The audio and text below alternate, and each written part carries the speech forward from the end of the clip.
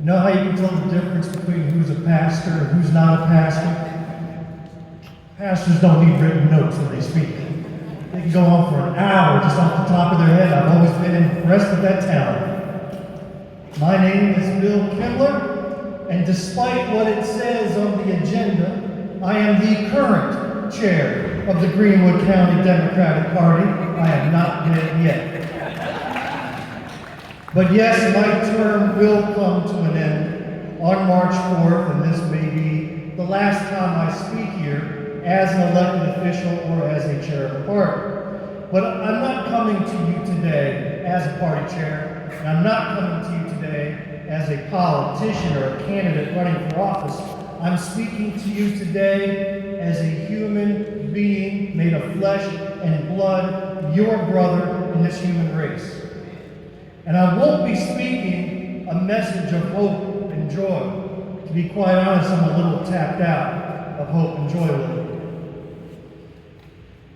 But I will be speaking politically. Many want to talk about concepts like equality, opportunity, and freedom, and somehow try to push away that those concepts are political. It simply is not possible. Politics put politicians in positions of power, and those in power create the laws that diminish equality, that remove opportunity and stifle our freedoms. So you can't talk about one without the other. Anybody here read the Index Journal? Raise your hand, because we know there's reporters here who will feel good if you say yes. I do every day, at least when it's published.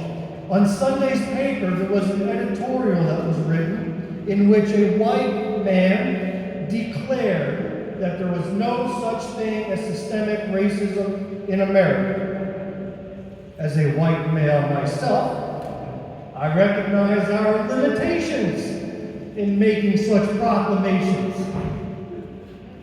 But we can listen. We can learn. I wear the badge woke with honor. I really do. Let me share with you the moment of my awakening. I was listening back in 2020 to a talk being given by Dr. Alexis Carter Thomas. She's a member here in Greenwood. She's a professor at Lehman University. She spoke in her talk about the talk that she and her husband had to give their son at around that time he was about to start driving. You know what I'm talking about? The talk? I'd never heard of it. Dr. Thomas and her husband and family were a middle-class family, just like myself, educated family, just like the one I came from. Yet we both came from different Americas. And it was the fact that they had to give their son this talk about proper behaviors while driving, not just obeying the laws, but what to do if you're pulled over for your own safety, was a talk I couldn't conceive of ever having been given to my son and daughter. So I realized that we could be identical in every way yet still live in a different United States of America. So I began to listen, I began to learn, I began to push back against this belief that we, as a country, since we've abolished slavery, since we've gotten rid of segregation, that we're done and it's time to move on. Many of the elected leaders in power today have used that power not only to stymie progress, but to undo the progress that has been fought for over the decades and centuries. And they need to be held accountable for that. Let me share two examples. It's a well-known fact that black mothers suffer from mortality rates that are 4 to 5 times higher than their white counterparts. It is a fact of science. It's not a judgment, it's a fact. And there was a bill in South Carolina that was submitted that says, you know what, maybe we should study this. Maybe we should collect some data. Maybe we should learn about the root causes and inform us so we can take action. Our local lawmaker and many of his counterparts killed that bill, said it's not necessary. There is a bill today that was submitted. You're not going to believe this. There's a bill today that was submitted by an elderly white lawmaker to build a memorial to black soldiers who fought in the Civil War on behalf of the Confederate Army. He wanted to recognize their achievements and contributions to the Confederate cause as if they were willing participants in that fight.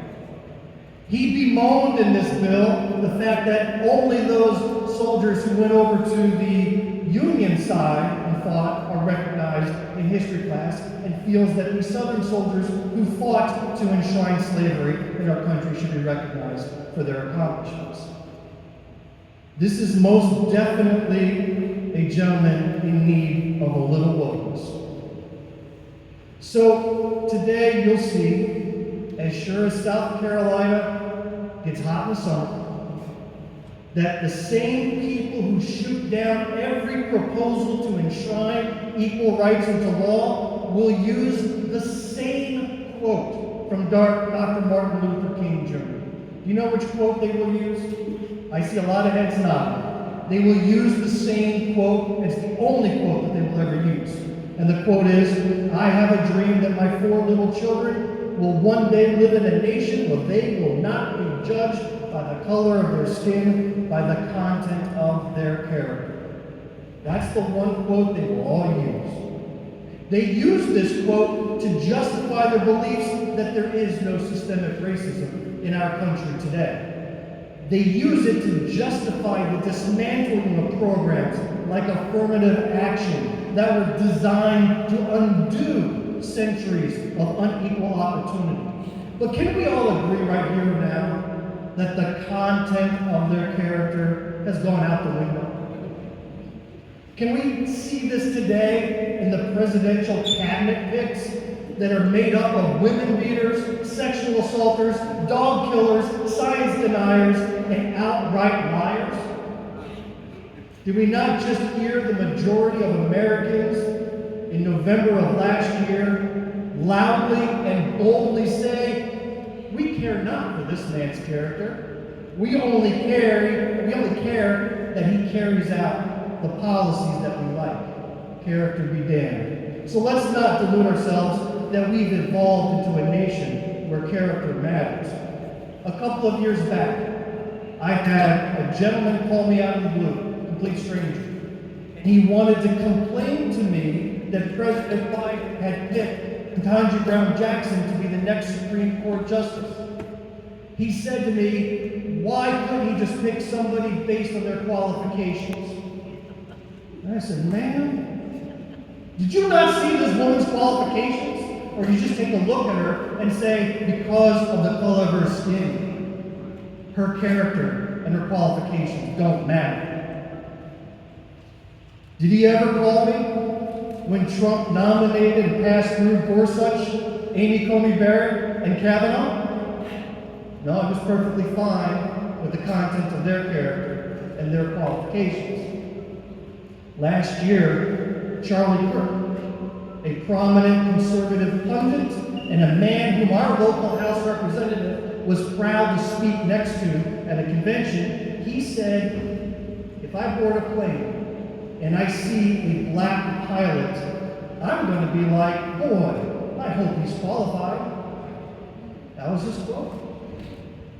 Tomorrow morning, we're going to see across this nation a wave of law enforcement and ICE officials and ordinary people start to look at every brown-skinned individual and say, "Boy, I hope they're legal." Content of their character, indeed. So today we'll hear a lot of quotes from Dr. King as if they were divinely inspired, as if those words have magical power on their own. They do not. But I will leave you with this question. What is your quote? What are your words that you would proudly march down the street with a megaphone announcing to the world?